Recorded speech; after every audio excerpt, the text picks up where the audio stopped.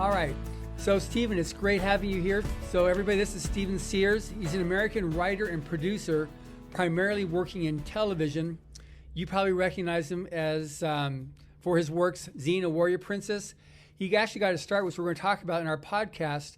On you can see behind his left shoulder there, Riptide, how he got to start. And we're going to talk about the beginning of his career as a writer and how it can actually help you as well. So, hello, Stephen.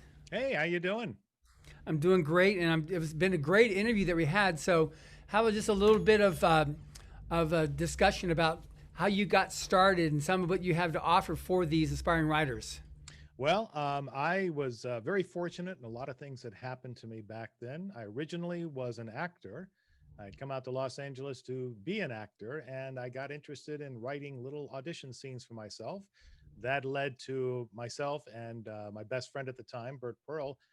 We started writing scripts, and I made a phone call for a writer's guide at a production company, and that person suggested, oh, if you like writing scripts, you should try sending a few out.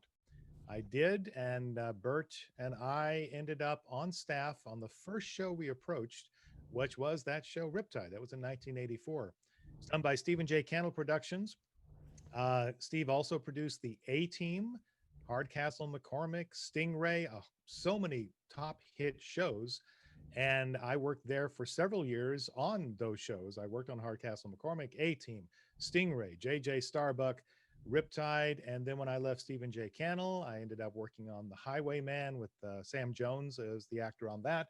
I worked on Raven, The Hollywood Detectives, Superboy, Swamp Thing, and I was the co-exec producer, one of the head writers on Xena, Warrior Princess, and co-created and exec produced Sheena, one of the subsequent creations, and a bunch of other shows, which I guess I'm kind of flattered that I can't remember everything on my resume. I've also done development deals with all the major studios. So I've been around. Yeah, for somebody who's only 23, I've done a lot of work in the business, but the lifeblood of the business and of any writing arts is new blood. It's the new people, and that's what we talked about in that podcast. I was very excited that we managed to address the up-and-coming writers and creators out there.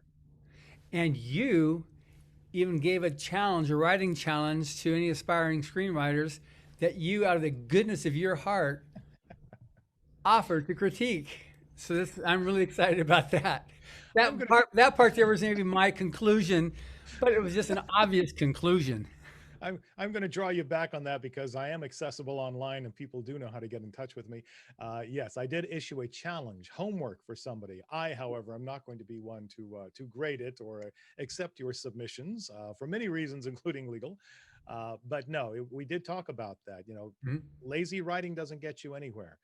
But you've got to be your biggest single critic, and you've got to test yourself. So what I did in the podcast, if you listen in, is I put out a challenge of some homework for you to do. And the people who are conscientious about this and passionate about it, you will do it, even though you're going to think you don't need to, that you will do it. And if you do, you'll understand what I'm talking about. But we'll leave that little mystery for the podcast. Which anybody that's interested in screenwriting, absolutely, this is a must listen.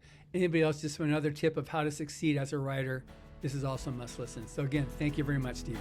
Absolutely. It was fun.